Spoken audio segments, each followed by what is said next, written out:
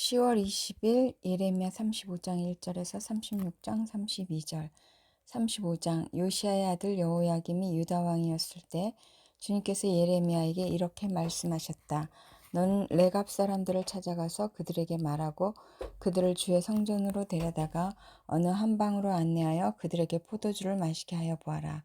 그래서 내가 하바시냐의 손자여 예레미야라고 하는 사람의 아들인 야하사냐와 그의 형제들과 모든 아들과 레갑 가문을 모두 데려왔다.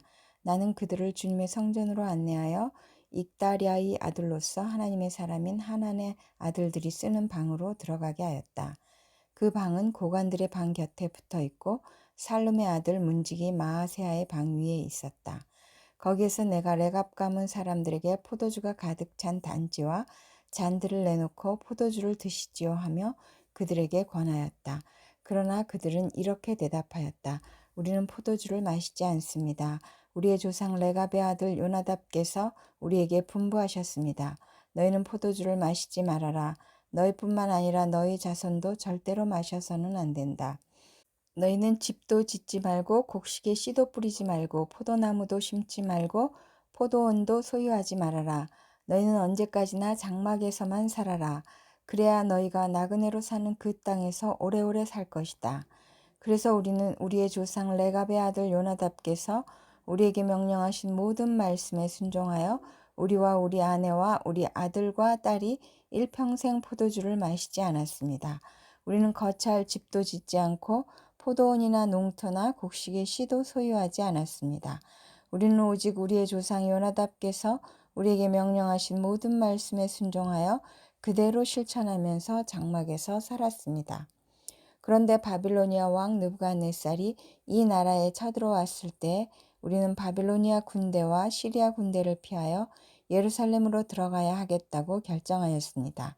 그래서 우리가 지금 예루살렘에 살고 있는 것입니다.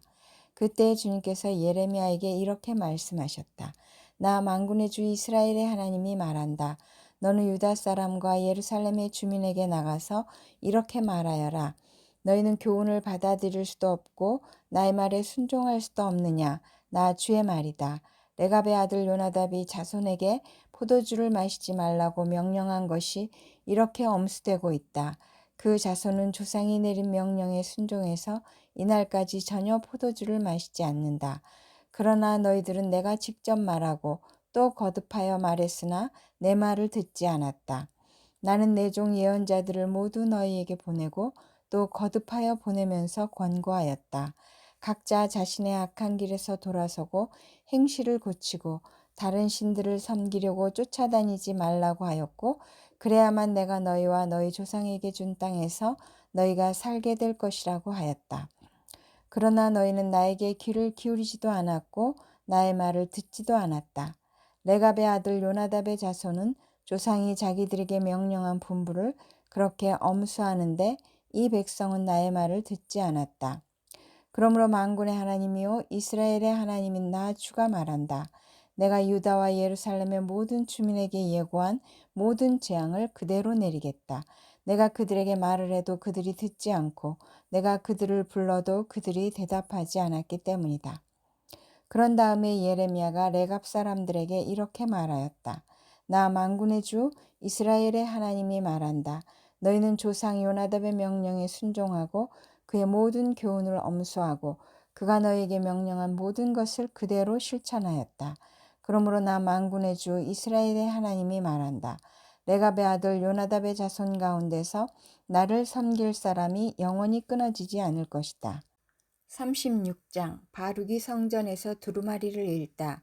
요시야의 아들 여호야김이 유다 왕이 된 지 4년째 되는 해에 주님께서 예레미야에게 말씀하셨다. 너는 두루마리를 구해다가 내가 너에게 말한 날로부터 곧 요시야의 시대부터 이날까지 내가 이스라엘과 유다와 세계 만민을 두고 너에게 말한 모든 말을 그 두루마리에 기록하여라.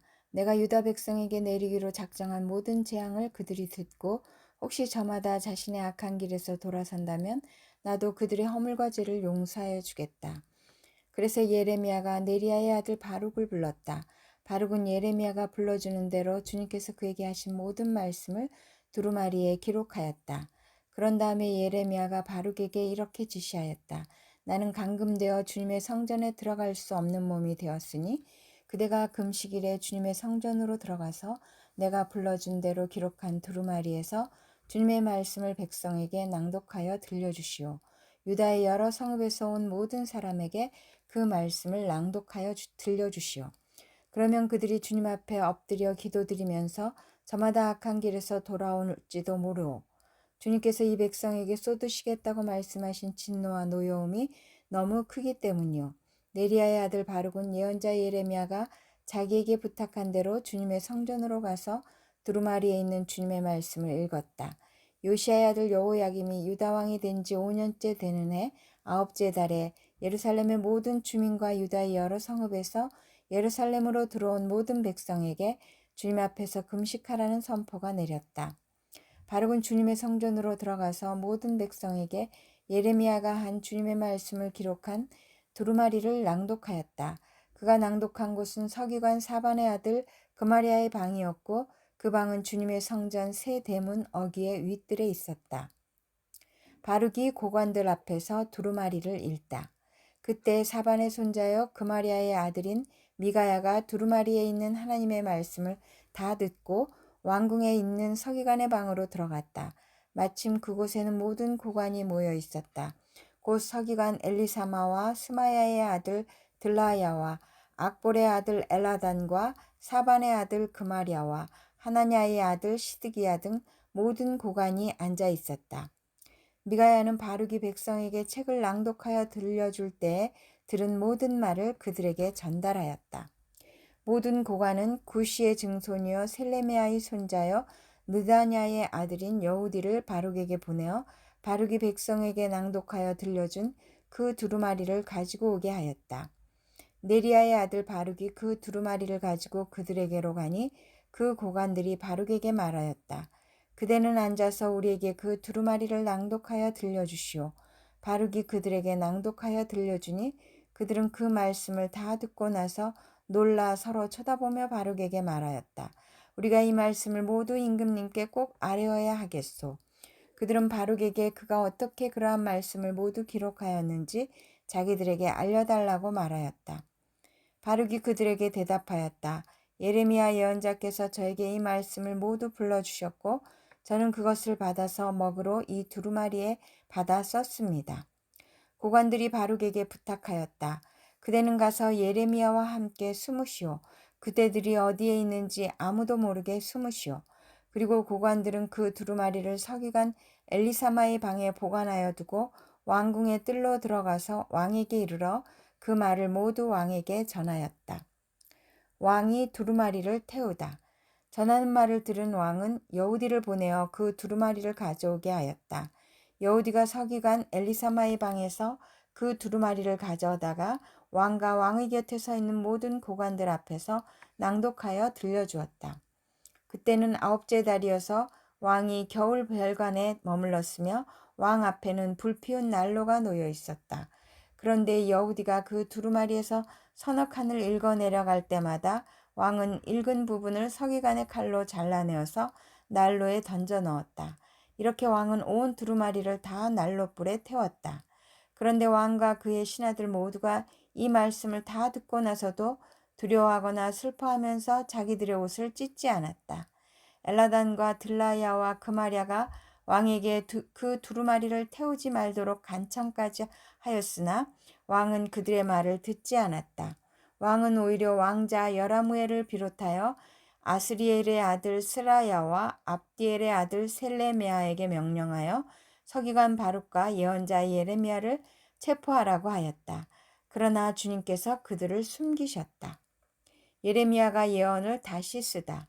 예레미야가 불러주고 바룩이 받아 쓴 그 두루마리를 왕이 태운 뒤에 주님께서 예레미야에게 다시 다른 두루마리를 구해다가 유다 왕 여호야김이 태워버린 첫째 두루마리에 기록하였던 먼저번 말씀을 모두 그 위에 다시 적고 유다 왕 여호야김에게 주님의 말을 전하라고 하셨다. 나 주가 말한다. 너는 예레미야에게 왜 두루마리에다가 바빌로니아 왕이 틀림없이 와서 이 땅을 멸망시키고 사람과 짐승을 이 땅에서 멸절시킬 것이라고 기록하였느냐 하고 묻고는 그 두루마리를 태워버렸다. 그러므로 유다 왕 여호야김을 두고서 나아추가 말한다. 그의 자손 가운데는 다윗의 왕자에 앉을 사람이 없을 것이요 그의 시체는 무더운 낮에도 추운 밤에도 바깥에 버려져 뒹굴 것이다. 나는 이렇게 여호야김과 그의 자손에게만이 아니라 그의 신하들에게도 그들이 저지른 죄를 벌하겠다. 그들뿐만 아니라 예루살렘 주민과 유다 사람에게 내가 경고하였으나 그들이 믿지 않았으므로 내가 모든 재앙을 그들에게 내리겠다. 그래서 예레미야가 다른 두루마리를 구해다가 네리야의 아들 서기관 바룩에게 주었다. 바룩은 예레미야가 불러주는 대로 유다 왕 여호야김이 불에 태운 두루마리에 기록한 말씀을 모두 기록하였는데 이번에는 그와 비슷한 말씀이 더 많이 추가되었다. 디모데전서 5장 1절에서 25절 5장 신도를 대하는 태도 나이가 많은 이를 나무라지 말고 아버지를 대하듯이 권면하십시오. 젊은 남자는 형제를 대하듯이 권면하십시오. 나이가 많은 여자는 어머니를 대하듯이 권면하고 젊은 여자는 자매를 대하듯이 오로지 순결한 마음으로 권면하십시오. 참 과부인 과부를 존대하십시오. 어떤 과부에게 자녀들이나 손자들이 있으면 그들은 먼저 자기네 가족에게 종교상의 의무를 행하는 것을 배워야 하고 어버이에게 보답하는 것을 배워야 합니다. 이것이 바로 하나님께서 그들에게 원하시는 일입니다. 참 과부로서 의지할 데가 없는 이는 하나님께 소망을 두고 밤낮으로 끊임없이 간구와 기도를 드립니다. 향락에 빠져 사는 과부는 살아있으나 죽은 것입니다. 그들에게 이런 것을 명령하여 그들이 비난을 받는 일이 없도록 하십시오. 누구든지 자기 친척, 특히 가족을 돌보지 않으면 그는 벌써 믿음을 저버린 사람이요 믿지 않는 사람보다 더 나쁜 사람입니다. 과부로 명부에 올릴 이는 60살이 덜 되어서는 안 되고 한 남편의 아내였던 사람이라야 합니다. 그는 착한 행실을 인정받는 사람이라야 하는데 자녀를 잘 기르거나 나그네를 잘 대접하거나 성도들을 자기 집에 모시거나 어려움을 당한 사람을 도와주거나 모든 선한 일에 몸을 바친 사람이라야 합니다. 젊은 과부는 명단에 올리는 것을 거절하십시오. 그들은 그리스도를 거슬러 정욕에 이끌리면 결혼을 하고 싶어 할 것이고 처음 사약을 저버렸기 때문에 비난을 받을 것입니다. 또한 그들은 이 집 저 집 돌아다니면서 빈둥거리는 것을 익힐 것입니다. 더욱이 그들은 빈둥거릴 뿐만 아니라 수다를 떨고 남의 일에 간섭하고 해서는 안 되는 말을 할 것입니다. 그러므로 젊은 과부들은 재혼을 해서 아이를 낳고 가정을 다스려서 적대자들에게 비방할 기회를 조금도 주지 말기를 바랍니다. 어떤 과부들은 이미 곁길로 나가서 사탄을 따라갔습니다. 어떤 여신도의 집안에 과부들이 있거든 그 여신도가 그들을 도와줘야 할 것이요 교회의 짐을 지우지 말아야 할 것입니다. 그렇게 하여야 교회가 참 과부들을 도울 수 있을 것입니다. 잘 다스리는 장로들은 2배로 존경을 받아야 합니다.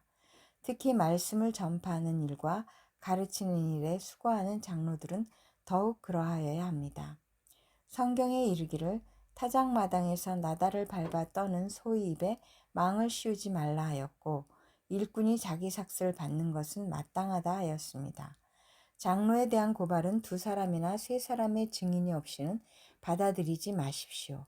죄를 짓는 사람을 모든 사람 앞에서 꾸짖어서 나머지 사람들도 두려워하게 하십시오. 하나님과 그리스도 예수와 택하심을 받은 천사들 앞에서 내가 엄숙히 명령합니다. 그대는 편견 없이 이것들을 지키고 어떤 일이든지 공평하게 처리하십시오. 아무에게나 경솔하게 안수하지 마십시오. 남의 죄에 끼어들지 말고 자기를 깨끗하게 지키십시오. 이제부터는 물만 마시지 말고 위장과 잦은 병을 생각해서 포도주를 조금씩 쓰십시오. 어떤 사람들의 죄는 명백해서 재판을 받기 전에 먼저 드러나고 어떤 사람들의 죄는 나중에야 드러납니다. 이와 마찬가지로 착한 행실도 드러나게 마련이고 드러나지 않은 것도 언제까지나 감추어져 있지는 못합니다. 시편 119편 17절에서 24절 주님의 종을 너그럽게 대해 주십시오. 그래야 내가 활력이 넘치게 살며 주님의 말씀을 지킬 수 있습니다. 내 눈을 열어주십시오. 그래야 내가 주님의 법 안에 있는 놀라운 진리를 볼 것입니다. 나는 땅 위를 잠시 동안 떠도는 나그네입니다. 주님의 계명을 나에게 감추지 마십시오. 내 영혼이 주님의 율례들을 늘 사모하다가 쇠약해졌습니다. 주님께서는 오만한 자들을 책망하십니다. 그 저주받은 자들은 주님의 계명에서 이탈하는 자들입니다. 그들이 나를 멸시하지 못하게 해주십시오. 그들이 나를 비웃지 못하게 해주십시오. 나는 주님의 교훈을 잘 지켰습니다. 고관들이 모여 앉아서 나를 해롭게 할 음모를 꾸밉니다. 그러나 주님의 종은 오직 주님의 율례를 묵상하겠습니다. 주님의 증거가 나에게 기쁨을 주며 주님의 교훈이 나의 스승이 됩니다. 잠언 25장 25절에서 27절. 먼 데서 오는 기쁜 소식은 목이 타는 사람에게 주어지는 냉수와 같다. 의인이 악인 앞에 무릎을 꿇는 것은 흐려진 샘물과 같고 오염된 우물과도 같다. 꿀도 너무 많이 먹는 것은 좋지 않듯이 영예를 지나치게 구하는 것도 좋지 않다.